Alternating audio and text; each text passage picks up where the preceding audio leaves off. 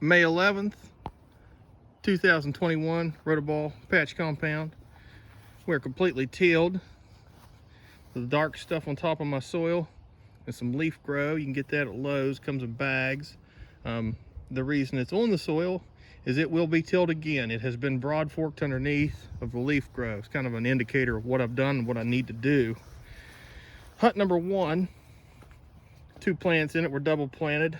First plant here on the left is the Bernstrom 1533. Plant on the right is the 2350 Tiger King.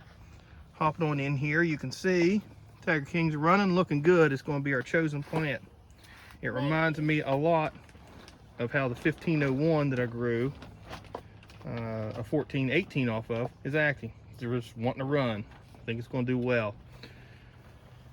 1000 watts of halogen, a couple ceramic heaters, and of course a chicken rearing light. Add heat. Don't need to run it all, not all the time. It's been kind of nice and warm recently. We have some water down here, and we put this in here during the day, and it heats up during a hot hut, stays warm, and we put the nice warm water on our soil, so we're not putting cold water and freezing our plants out in our warm soil. Walking on around to hut number 2. Yeah. Hut number 2, that's right, bud. Yeah. We have 2 plants in here as well. Both of these are 1342 Burchettes. The plant on the left is doing very well. It was much smaller. It has caught up to the plant on the right. Plant on the right looks like he's got the bee gene as well, which is kind of strange. I don't know. Robert had that issue, or I saw that in either his plants that he grew, but same thing. 1 ceramic heater down here. Of course, the chicken light. I'll say we'll be calling it out for too long. The reason I chose this plant is it's been aggressive. It's caught up and it's starting to surpass, and I like how we have one of everything at every node, whereas this plant tends to be a little bit more bushy at the base. Not to say that it can't grow out of it. If I just had this one plant, I think we'd be fine. You can look towards the end and we've definitely grown out of it, or that may not be a trait of this plant. But I'm gonna stick with the one I like.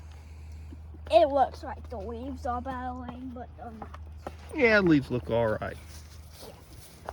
As for our soil prep this year, we've already tilled in. Before we tilled in, we put our recommended fertilizer dosages. 6 yards of masonry sand. It's a silicate base, like sandstone as opposed to limestone. Doesn't mess with your pH. yeah, sandstone or lime. 12 yards of manure compost. It's probably likely mostly horse. A gentleman collects it from barns and works it and then sells it. And 500 pounds of alfalfa. A lot of alfalfa. Yeah, It's just, it's disappeared though. You would never know it was put in there. yeah, you never know where it is. Yeah, you might find it if you dig around. Kind of just turns to dust. And here's a plant we planted today. Yeah, it's new. Brand new to the patch. 1347.5 Rotoball. We're gonna give this maybe 100 to 150 square feet, just this little bottom corner. It's a backup just in case we have issues with our Burchett. And if not, no issues with the Burchett, we'll grow a small little pumpkin. Like I said, 500-600 pounds. This is the tomato thing. Yeah, this is our tomato bed. We grew carrots in here last year, pulled a state record carrot out of here. Now we're gonna get a nice big tomato for the state fair. Yeah, for me. Solomon's tomato bed. Tomato bed and the next These are 126.5 Pierpons squash, green squash. Grew the state record here last year off of this squash, pretty much the exact same spot.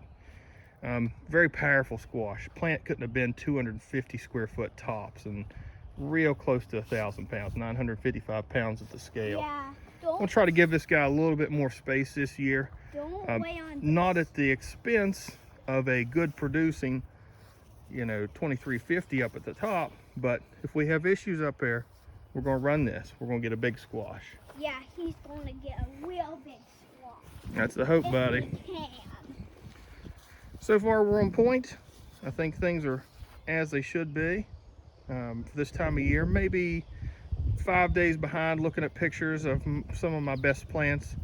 You know, the 1501, like I said, it was a monster.